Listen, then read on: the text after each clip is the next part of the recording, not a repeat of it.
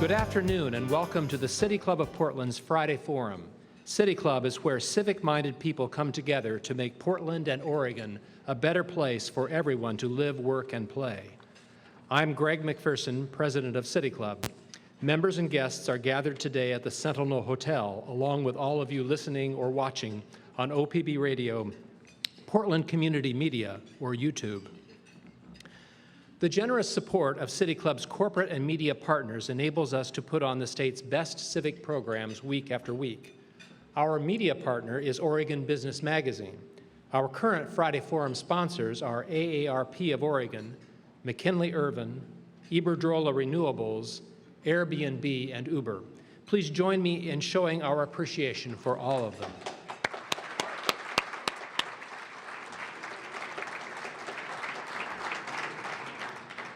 Next week's Friday Forum will feature storytellers as part of Telebration, a 33-nation festival of storytelling as an art form.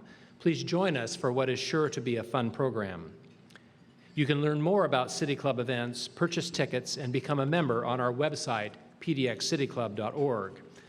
As always, we will be live tweeting today's program. You can follow along and join the conversation using the name @PDXCityClub and the hashtag PDXViolence.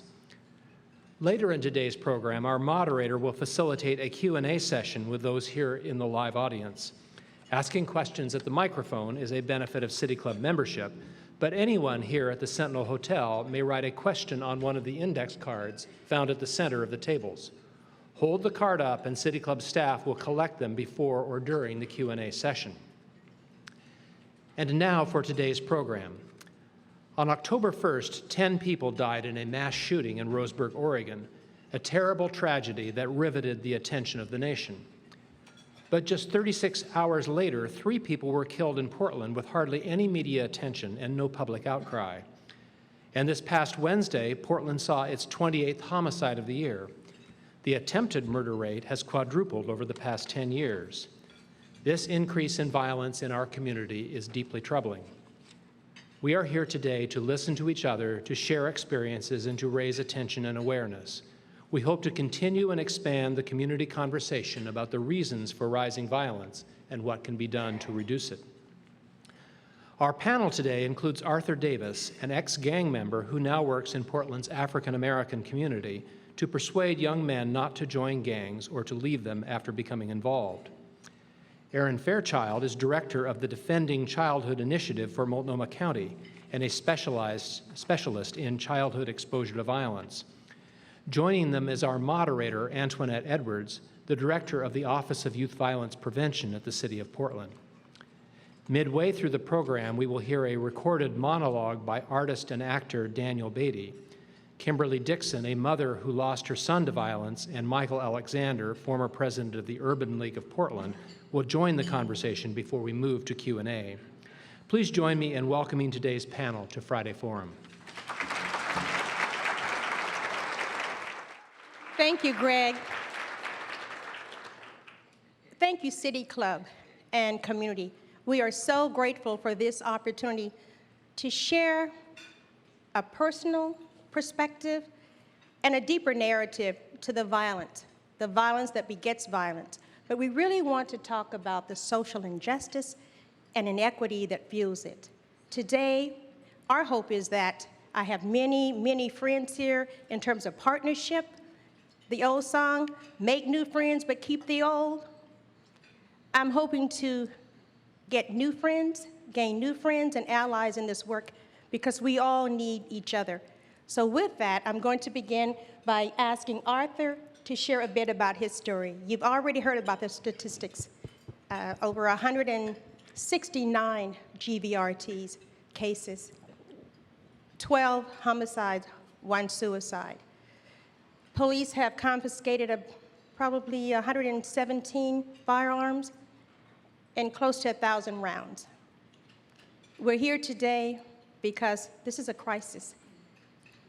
That there's hope that together we will make a difference. I'm leaning on you. Can I lean on you? All right, now we can work this. Arthur. How y'all doing this afternoon?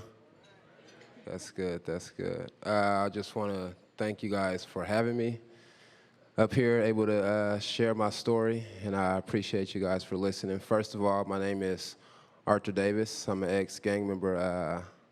I was born in gangs. My father was the beginning of the gangs back in the 80s, and I never really had no positive role models to look up to, so of course I fell into those footsteps.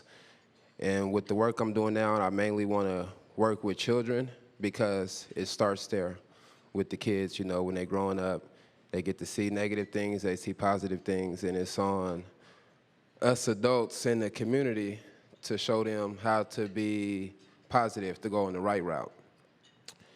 And since then, I've been doing a lot of speeches with kids. I've been visiting schools. I go to recreational centers, mostly Charles Jordan in North Portland because that's where I was raised at. And the things that I need from the people in the community is just support, like meetings like this, people, everybody showing up, not just sometime, and people to actually show actions instead of speaking. You know, you can tell a person anything, but it's all in the actions. It's all in the actions. And man, I'm proud to be here. I'm happy to be able to share my story, meet new people. That's probably about it. About how I lost my father? Touchy subject. Okay, I lost my father to gangs in 1990. He was 18 years old, I was 2, so I never really knew him. And so growing up, I felt like I needed to get revenge for his death. And I never knew that it would bring me down to a path where it's like I'm facing the same demons and struggles that he was facing. And so I wasn't around people to give me the positive side about him. All I heard was the negative. And as a child, that's you go use a follower. When you're a child, you follow. There's no getting around it. So as I got older, I had kids. I lost a lot of friends. I've been to prison. And I just noticed that it was a time for a change. Like I want something better for my child. I don't want my son to go through the same struggles I went through, because it'll break me. And so as of that, I just show him all the good things, you know, read to him, teach him, show my daughter how a man is supposed to treat a woman, and just be the positive role model I didn't have in my life. Thank you.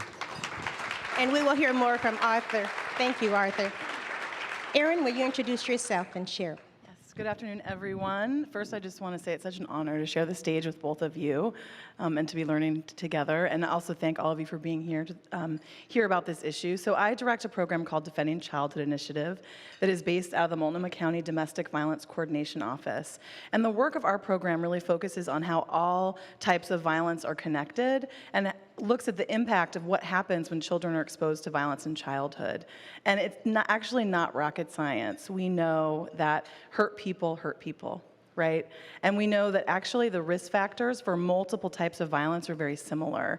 And so I'm so excited that we're having this conversation today and really thinking in particular about how experiences with poverty and racism intersect and often fuel the risk factors that lead both to violence perpetration and to violence victimhood. So really wanting to look at how experiences in childhood and who you have access to, like Arthur spoke so eloquently about, can shape your experience. So thank you for having us here and for listening. And Arthur, I'd like to ask you the challenges you shared being in the gang. What are the challenges of getting out of the gang lifestyle? The challenges of getting out, well, you know a lot of your friends not gonna like it. They not gonna agree with it. They go think like you a punk, you a sucker, you leaving, like. But the more important thing is, I've learned that a real friend is gonna wanna see you do better, and not gonna wanna see you go down the wrong path. A real friend is gonna wanna see you be there for your children. You know, like if you out gangbanging, how you gonna be there for your kids? How you gonna support your family? So then you gotta lean on someone else to support your kids, and 9 times out of 10, it's gonna be the same person that was in the life that you're in, and they might not be ready to get out. And so then your child grows up and he's in gangs. You might be in prison or dead. You don't know what's going on with your child. And so those are mostly the challenges. And just still witnessing stuff, still witnessing killings, still losing friends.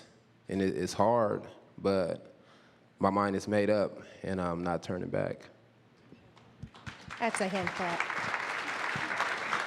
Erin, you spoke briefly about the challenges or risk factors. Can you share a bit about the trauma? Right, so we know that when kids are exposed to violence and stress, toxic stress in childhood, it's not surprising that it's traumatic, right? And when children are consistently exposed to trauma, it has an impact on the way that we develop, the way that our brains develop, and the way that we see our place in the world. And I think that's really important to this conversation, is that lots of children who are exposed to trauma end up sometimes developing a worldview that bad things just keep happening no matter what I do. And when you start adding stressors like poverty, if that's an issue for children, if you start adding issues of really the fallout of racism, which really poverty is connected to that, and all of the sort of structural impacts that can happen, it's stress upon stress upon stress. And so a lot of times children and youth start to have a feeling that, man, I'm trying really hard and nothing's changing because bad stuff just keeps happening to me. And it kind of leads to this feeling of, well, I don't have a lot of power over the world around me. Whatever I do, things keep happening to me. And so we know that when kids are having that experience, they need access to as many safe, nurturing adults as possible. And one of the ways that they have that ideally is in their families. And if it's not in their family, we know that it happens at school. We want it to happen at school. And that's what's so important to this conversation, is thinking about how does the push out of children of color in our school system impact who they have access to. So that's where we're sort of looking holistically at defending childhood, at kind of taking ownership of very complex problems and how we involve community and all of us together in solving them. It's like peeling back layers of an onion, a very complicated onion. It can be tearful. Mm-hmm. Arthur, can you share a bit about your experience? I know when you've talked at many engagements, we've asked you your experience with law enforcement and how that has been, and how does that play into this issue of violence? My experience with law enforcement. Well, as a kid and as a as a teenager, it was always negative, and it's not because of the officers. It was because of me. But I blame the officers then. But now, the man that I am now, I can take responsibility for my wrongdoings. And so I know at times I was in the wrong. You know, police officers have a right to do whatever they feel that they need to do for their safety. But now my relationship with officers is, it's good. You know, they seeing that I'm doing something different. Like they always told me, you got to turn around. Even when they was taking me to jail, like, Arch, you got to turn around. They talking to me while I'm in the backseat in handcuffs. You know, and just a lot of people listen to me. I got a lot of followers, a lot of friends that look up to me. And then doing the positive thing, I think that it's going to work. I think I'm going to get a lot of people to follow me. Yep. I think you're good. And I'm just going to share a bit, something that happened. You were so concerned about where you live, and for Halloween, that you sponsored something really special for young people. And I just want to share that because real men do things like that. Can you share what you did? Despite all the violence that's been going on, for Halloween, instead of trick-or-treating, because there's been so many shootings and killings, I got a big suite, a hotel room at the Red Lion, and I invited everybody on my Facebook page to bring their kids, come party. We had candy, we had music, we had piñatas, I had extra bags for kids, extra costumes, we played games, we bobbed for apples. We had fun. I had fun. I don't know. I love kids. Always like kids, and I just want to see the children, all in all of Oregon, like do better, because that's where it starts. It starts with the children. Thank you for that. We can clap. Erin, I'm going to ask you about a project that you're a part of, and just briefly before doing that, I just want to look out at the audience, and for your benefit, Radio Land. I used to listen to Gunsmoke on the radio. I'm dating myself, but I digress. There are many partners in this room. Grateful for Black male achievement, grateful for law enforcement, the partnerships, grateful for Portland Public Schools, and many, many others, a county, city, collaborative, and community folks that are asking what can they do. So I just want to let you know the people are in this room that are doing this work. And Erin, if you could speak to the summit that we're really excited about in that collaboration. So a part of the work of Defending Childhood is trying to bring as much resiliency and empowerment to communities as possible. Because I think listening to Arthur, I think, Arthur is a solution, right, to a complex problem. And I actually remember something that will stick with me forever, doing some work with a man who had been in prison for gang involvement, and he said, and I'll never forget, he said, everyone sees all of us as the problem, and I'm sitting here in prison, and no one is tapping into me as a solution, because I have influence and power over my community, and I have ideas, and I want to help. So really remembering that people who live through violence know what they need. They have the answers. And so I just wanted to acknowledge that I think that's, when I think about protective factors, I think about what Arthur did for his community and friends on Halloween. That's a protective factor. We need more of that for more kids. And so in that spirit, we have been partnering with a lot of great stakeholders and community members to bring a first annual summit on community empowerment through African American men's healing. And the work of that summit arises out of some work that's already been done in Minneapolis, Minnesota. And we're really wanting to look at how experiences with historical trauma and racism and poverty and childhood exposure to violence all come together to present a lot of barriers. It creates a pretty uneven playing field. So we're hoping we can come together with community members and providers and really learn from each other and think about what the solutions are and where is there hope to all of these complex issues? Where is the hope that Arthur has been able to tap into? Thank you. Arthur, I want to ask you your perspective when I'm working with community members and the homicide scene and dealing with the loss with family members of the homicide. And as you're aware of, that snitch code. How do we unpack that? If many of you have heard snitch, let's change that narrative. That's what today is about, changing the narrative of some perspectives. Snitch, somebody needs information that could help. What is your perspective on the snitch code and how can we unpack that? I honestly don't think that there's no way to unpack that because for gangs, they already have their beliefs. And the snitching, the tattletelling, whatever you want to call it, it's basically, it's a no-no. Even though it's going on, you might have some people that'll definitely cooperate, but I don't think that everybody would be willing to do it. So it's like it's hard. It's gonna be hard to to solve these unsolved murders. Some people are scared to be on black and white, and then you got those that actually want to change and don't care. See, or it's because my mom, my auntie, they always be like, well, if something happened, I'm going to the police, and I don't look at them as snitching. I look at them as good Samaritans. That's what I call them, as good Samaritans to me, because you're doing your job. And so, but besides that, on the gang level, I don't think we'll ever get by that. So it'd be hard to actually try to go speak to young people that are still active gang members and try to get them to be good Samaritans. Thank you for that. And that the conversation, more of that about prevention. As Frederick Douglass shared, it's easier to develop a strong child than to repair a weak mind or man. So what I'm thinking of, prevention, intervention, how do we work in those areas to support people? The bullying, the tattling, somebody, don't be a tattletale. We have the power to change that narrative. If some people have that made up mind, for the innocent folks, and you've often heard it said, our silence is killing us.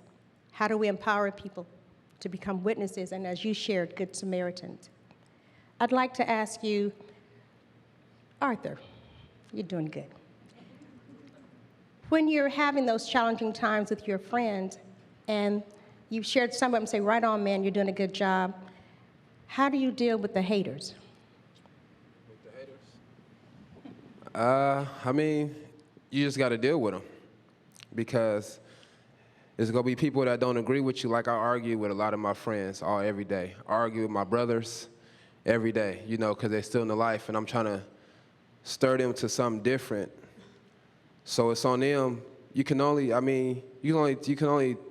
give advice to a person. It's on them in order to take that advice. Like if a person want to change, it's up to them to quit change. It's up to them to change.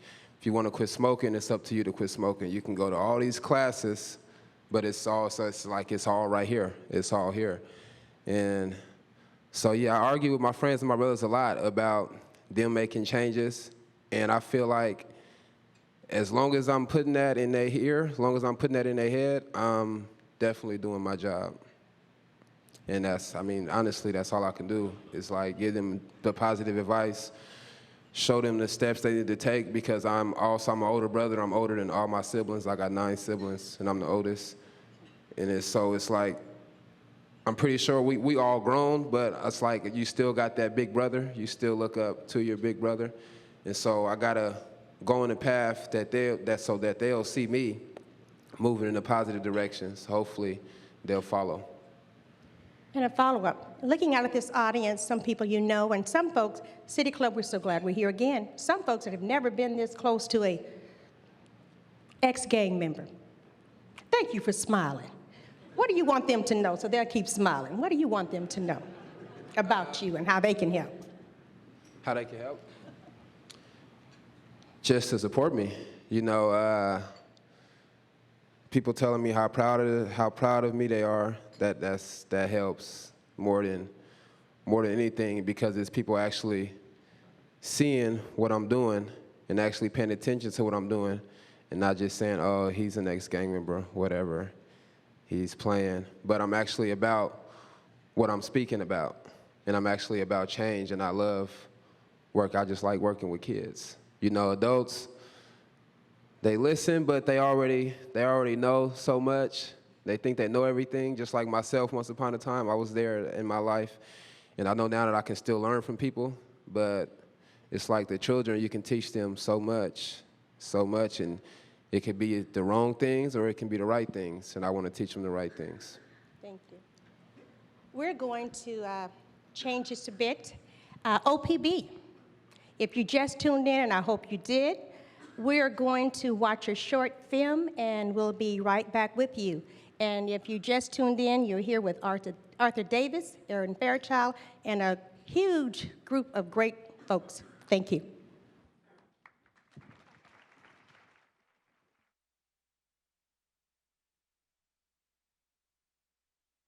You tell me to pull up my pants, pull down my hoodie, and watch the words I speak. The roots of this system are poisoned, and you focusing on a leaf? I understand that witnessing my breakdown brings tears to your eyes, but I'm crying too. Can you hear me? There are reasons for my demise. Maybe, just maybe, I call my boy my nigga, 'cause we out here living like slaves. And maybe I act so angry, 'cause that's how the forgotten always behaves. These projects are our plantation, and rage at our condition keeps us in chains. Why don't you Harriet Tubman us to freedom instead of shaming us for our pain? 'Cause our underground railroad, it's been derailed, and we stranded without a ride. How am I supposed to be a man with no father as a guide? Most children learn how to behave from what they see their parents do, and a history untold repeats itself. So is some of the blame on you? All of a sudden, just out of nowhere, there's a generation of lost black boys? No. The systematic destruction of a people is loud. It makes a lot of noise. Why didn't you hear our screams when hopelessness caught us in its net?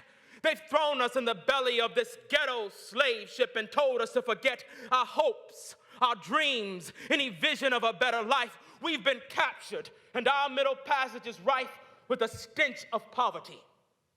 Horrific screams of self-doubt chained our hearts and minds. Is it any wonder we can't find our way out? Create a search party. Come find us, because we are desperate to be found. How do we escape to freedom? Because we agree that we are bound. How do we say no to the Jim Crow of these prisons everywhere? Because most of us are going there, but most folks don't seem to care. How did you organize before to obtain our civil rights? Because we need a revolution now. Teach us the right way to fight, because we've been fighting all our lives. We just weren't given the right tools. Most of us want to learn, but have you seen the state of these so-called schools? A lost black boy speaks. Will you hear my cry? Or will you just continue to live your lives while day after day we die?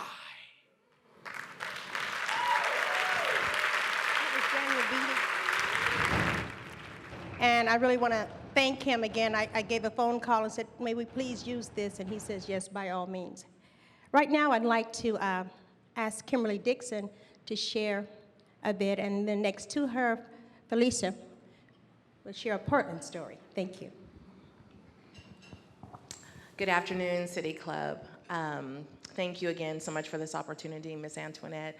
Always lovely. So my story is one in which my son, Andreas Dixon, was killed in Gresham, June 9th, 2013. The rest of his siblings and I were playing kickball at Alberta Park, and we had just concluded the game. We'd been wondering why he hadn't showed up yet, and then we got a call. The words, "Andreas has been shot," still ring through my head. It's like an echo that never shuts off. To hear that your child, the one that you carried for 42 weeks, the one filled with hope and potential, your coconut, a mirror of yourself, your Keakamai, the intelligent one. This is not true. I'm going to wake up. This is just a dream. Until I arrive on scene, caution tape separates me from my flesh and blood. That's my reality. My reality is one of my 10 children is no longer here with me. My reality is that someone did not value his life, did not value their own life. Their solution to a temporary problem was permanent. This is not a video game. Nobody gets back up again. Shots fired throughout our city, and somehow we all have to wake up. It is now in our yard. It's in mine, it's in yours. We're only separated by blocks. It's now our epidemic problem.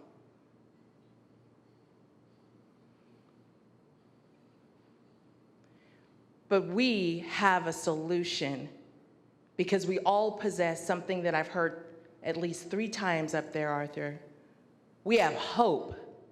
We have a hope for a brighter future because each and every one of us, if we left out of here to make a difference, we can. We could, we should. But will we? Will we walk out of here the same? That was too bad. Oh, great, someone is trying to do something different. Or will you see behind Arthur the legacy that he's leaving with his children, that he's turned it around?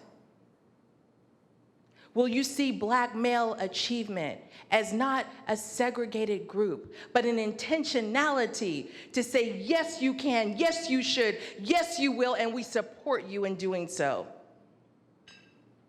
Will you look at one mother and say, what did she do wrong? Or will you understand that my son went to private school, that my son was doing pre-calculus work with no paper, confounding his math teachers, helped me get through my bachelor's degree because I didn't know where the X and Y was going? Will you see a young man who was loved at home, who had an unfortunate circumstance of having a father pass away way too soon? It was not on our memo. That was not our life plan. Will you see the pain that's in this community, that if we do not address mental health and mental wellness, I don't care how many gun control programs you put out here, if you do not deal with root, if you will not get to the root of why we are not valuing life, and we are sending that messaging when we defund schools, when we will not fund programming for young people to experience STEM and learn about all the things that they could do. We say yes to so many things. Yes, I'll have a latte. Yes, I'm going out tonight. Yes, I need a new pair of shoes. But will you say yes to this community? Will you say yes to those babies? Those babies sitting right there at those tables, will you say yes to them? Will you come and give of your time? Will you stand by them and say, I support you? Will you ask them, will you take 3 seconds and give them eye contact and say, how are you? And hold it right there. And really mean, I want to know, how are you? The impacts of losing a child go beyond words and expression. I do not wear my loss as a badge of honor, but it is a part of my narrative. I have a son and a nephew in this room who remind me that my drive and my passion is about the legacy I leave behind of strength and hope. Because we all can do something different. We all can do something better. My son's name is Andreas Prince Keakamai Dixon Jones.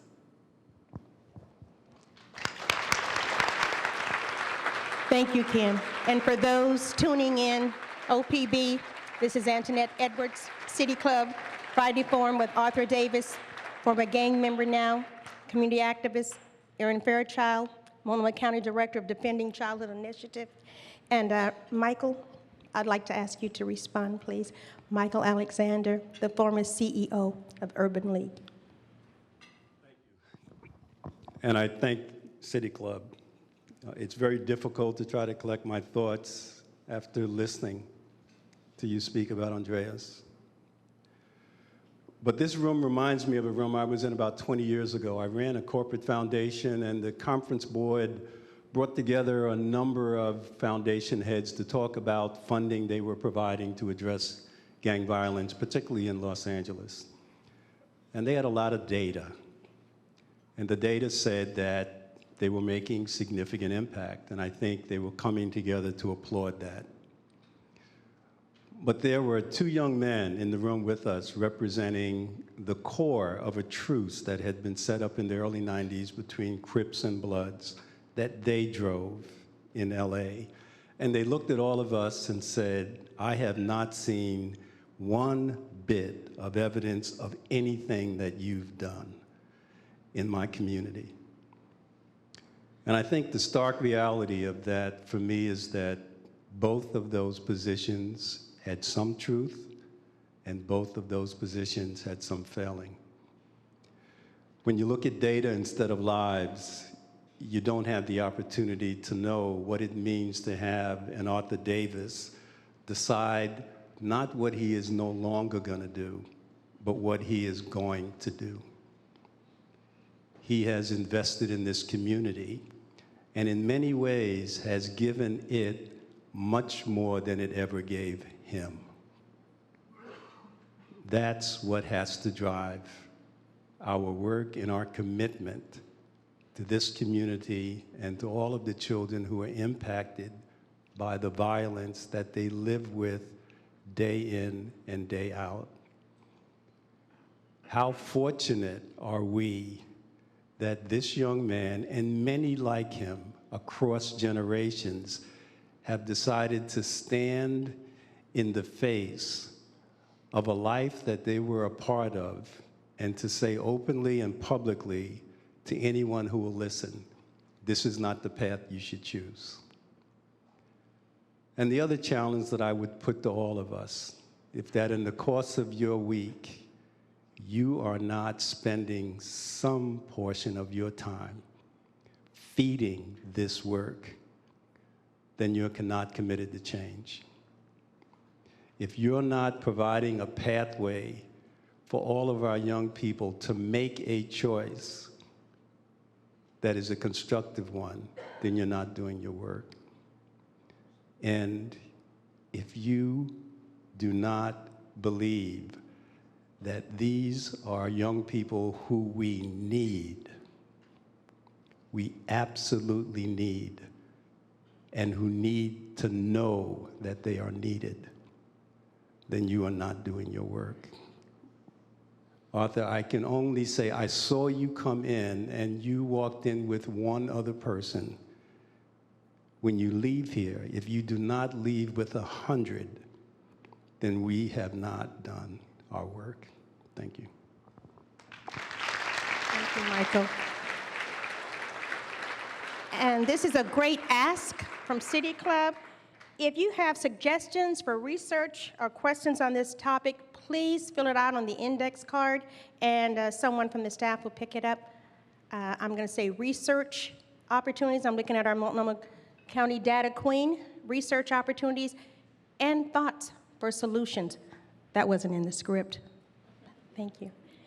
Right now, we're going to open it up for questions and answers, but we're going to go to young members that we're really pleased that are part of City Club, and it's the Roosevelt High School. Thank you.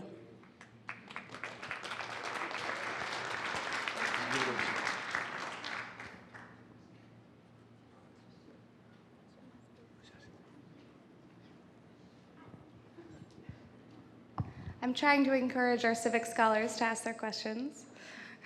Tasha, would you ask your question at the microphone? Okay, I can read it. One of our civic scholars from Roosevelt had the question, how can we stop the violence around the community with children around them? Can you read that again, please? How can we stop the violence happening in the community when there are children around? I think we talked about that a bit. What do we offer? Pro-social activities, some really wonderful work that we did this summer through Mayor Hill's initiative, opening up the parks, the recreation, to give young people opportunities and options and choices. That's a great thing, and it's still going on. We developed a teen center. And I think look around and see what's missing. I know in the Portland Public Schools, and there is a Sun Schools, and what can you do to empower young people? Look to see what's missing from them that they may need, and ask them, how can I support you? And I'm going to ask Erin if she'd like to respond as well. Yeah, what a great question. So something that we haven't talked about yet that I definitely feel called to mention is that domestic violence is actually the primary way that kids are exposed to violence, more than gang violence or any other form of violence. By the time they get to be about 14 to 17 years old, nationally, 27% of children in this country have been exposed to domestic violence.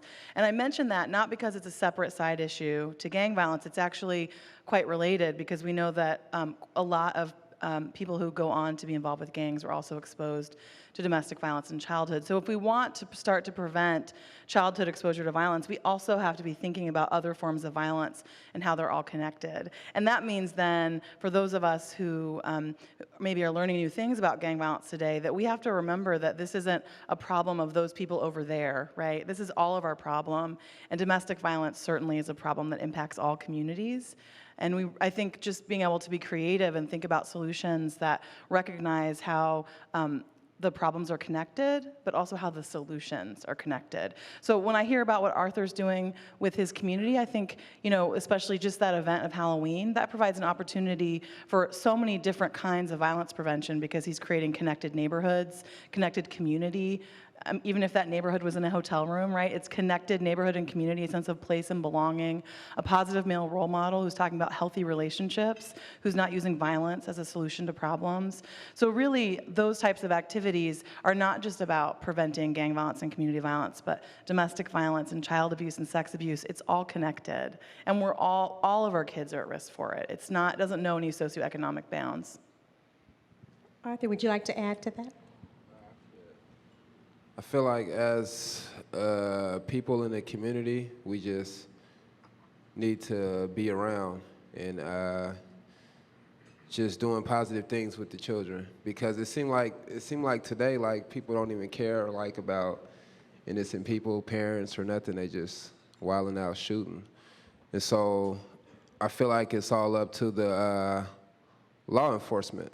Like, if I was a police officer, I would be riding around stopping every gang member I see. If you are involved in the gang, you hang around the gang, I'm stopping you, I'm searching you. But I'm not an officer, so, that's just an idea that I could give. But for the people in the community, just being around the kids, showing them positive things, and, like, just keeping them away from high-risk areas. Thank you. Student microphone, please.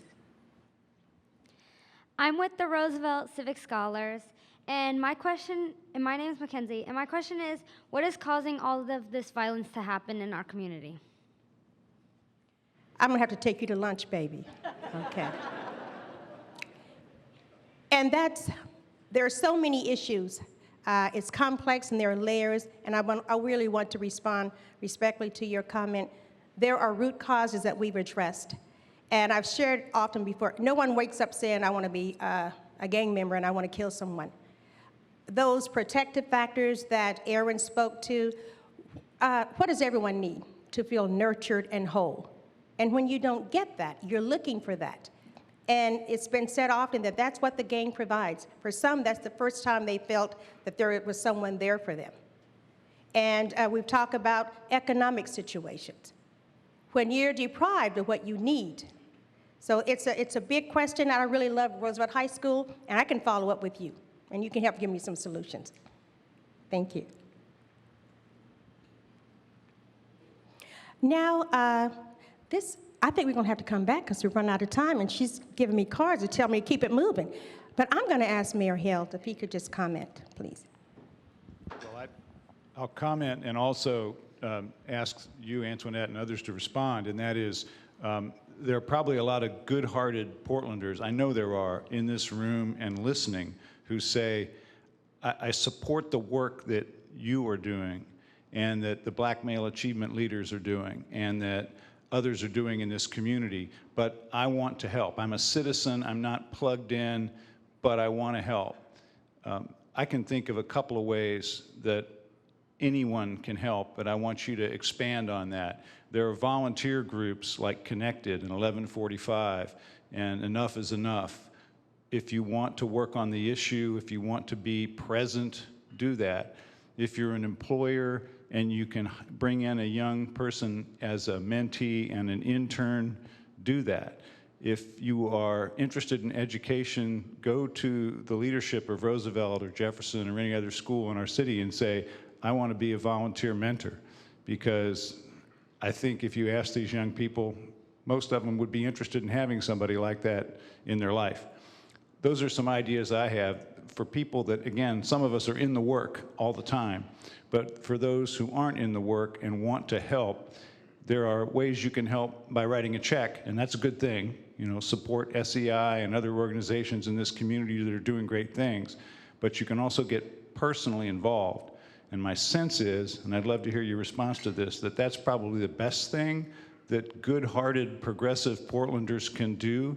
There are a lot of us baby boomers who are approaching retirement, might have a little time on our hands. What might we do with that spare time? And let me ask you to respond to that as well. I echo that. Your time, your talents, your gifts.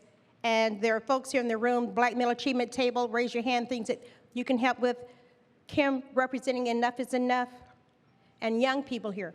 So please see them after this. Now we're going to open it up to the question and answer portion of this program. And if you have a written question, on an index card. Please hold it up high so that the City Club staff can collect it from you. And we will now take questions from the audience. And as always, we invite members to the microphone to ask questions first, because that's one of the privileges of being a great member of City Club. So with that, thank you. First question, please. My name is Oscar, and the question is, how can students help to stop it, like the violence? How can we help?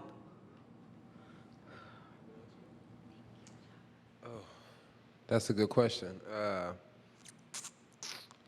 Like I said, just being around.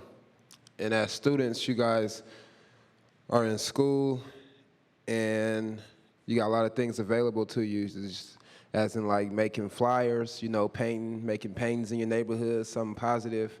Just anything you can come up with, any idea, any positive idea that you can come up with, just make it happen. I was just going to add also that if you look back at history, so many of our important social justice movements have been led by youth.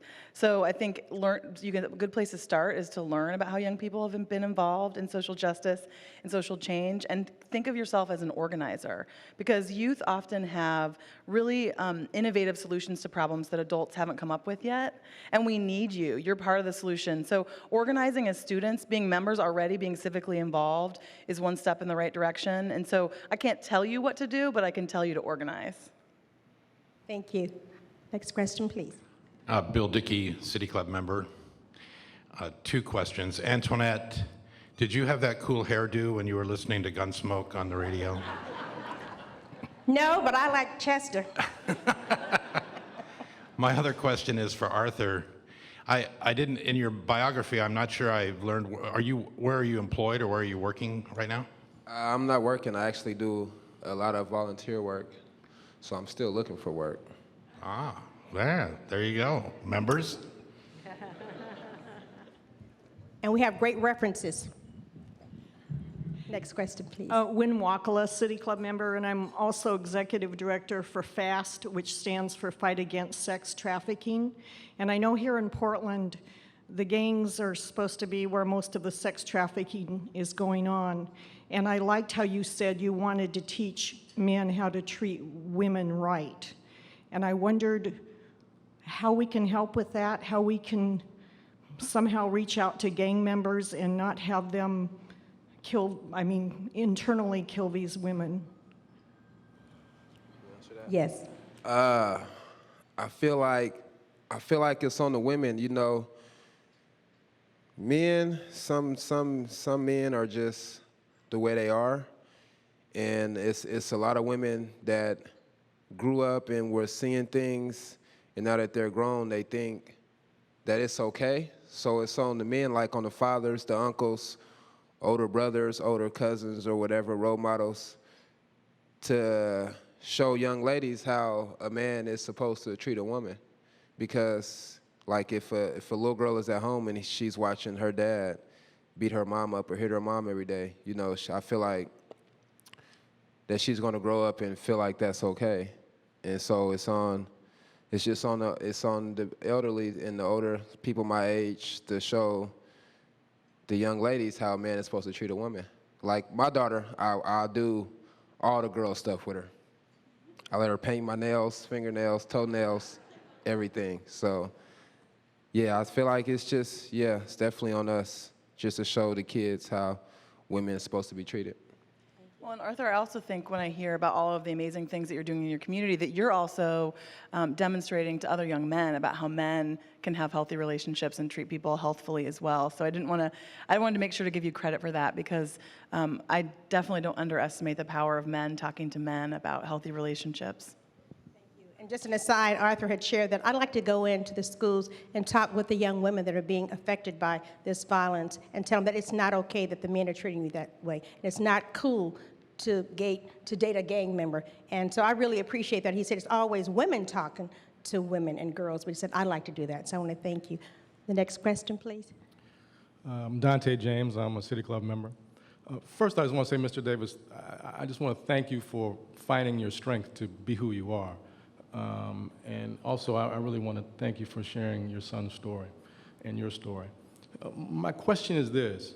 I'm guessing you get invited to come and tell your story a lot. But do you get invited to sit at a table, mainstream or otherwise, to offer solutions, suggestions, policy recommendations, program recommendations, or do people just want to hear your story as opposed to get your expertise? Because you have a PhD in what you know. So do you get to express that expertise? I think, man, that's a good question. I feel like people hearing my story is good because growing up, I never even thought I lived this long, but I never thought that I could change from being a gang member. Like when you so far in, so much stuff done happen, all this retaliation, all these friends dying. And that's why I think it's it's so violent now, because that belief, that retaliation belief, and people believe that retaliation is the way to solve the problem, when it's really not, when you just repaying evil for evil. And I think just people just hearing my story, it shows that a person can change. And so that's why I enjoy giving my story. I enjoy speaking with people that I don't know, speaking with other people that I never thought I would come into contact with. And I feel like that I could be at one of these tables if I wanted to.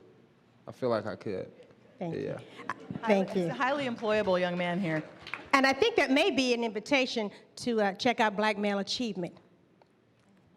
Thank you for that. The next question, please. Hello, Carolyn Harris Crown, City Club member, and I'm on the research board. First, thank you, as others have said, for coming here to talk today. Really appreciate hearing from you.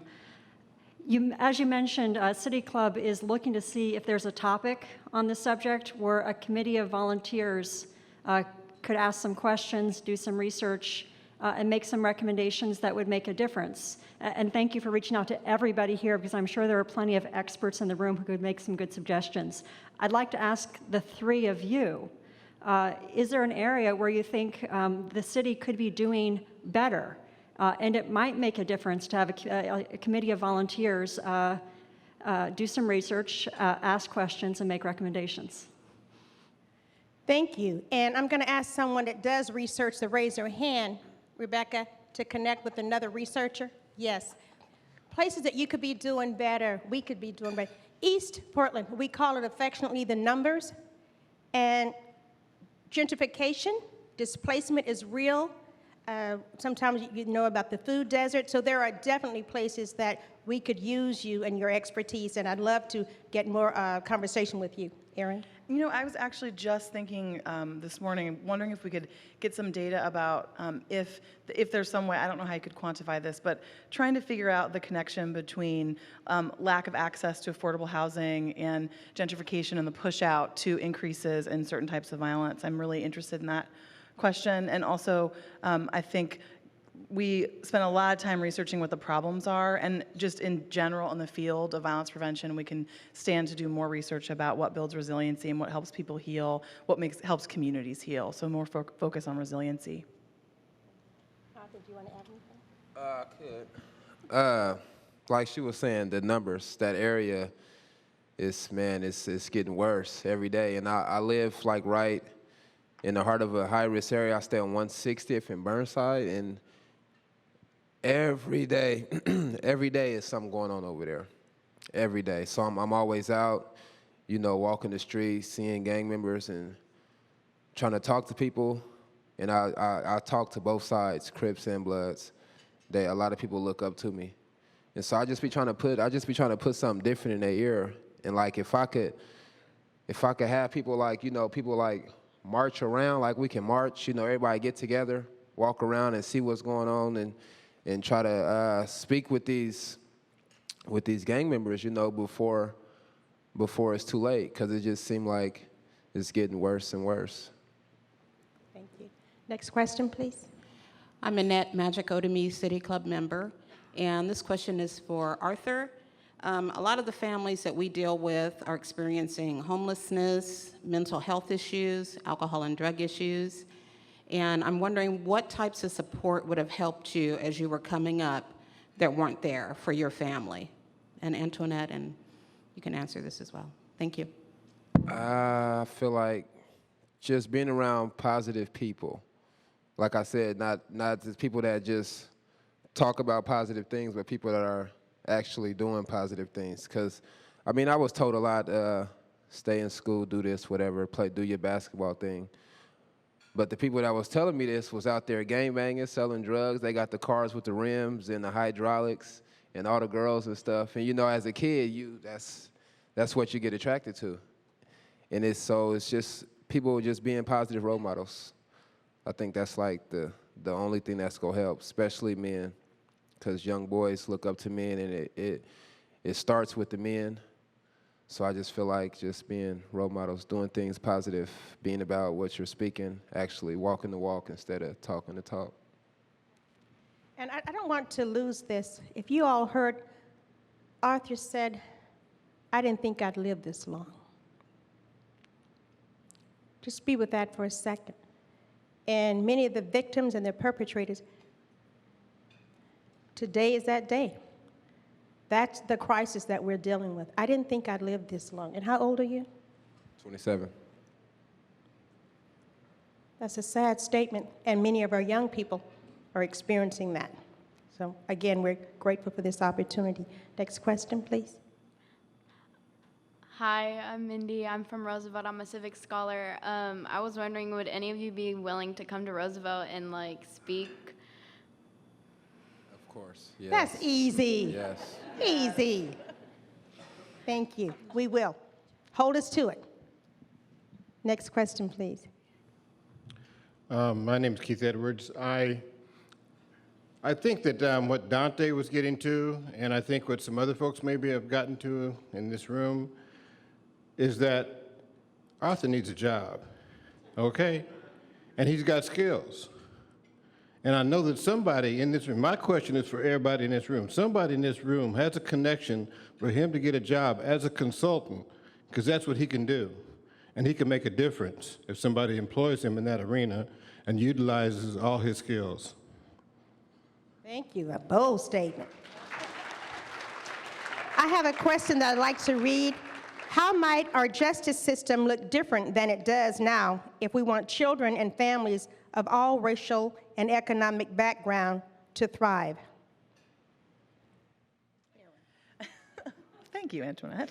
That's a very good question. It's a big question. I actually hadn't had a chance to mention that the overrepresentation of particularly men of color in prison is actually a big contributor to the problem of childhood exposure to violence, because Arthur's talking about not having enough positive, he had some, but not enough people in his life that believed in him and saw him as a young person full of possibility, and who showed him how he could achieve those goals.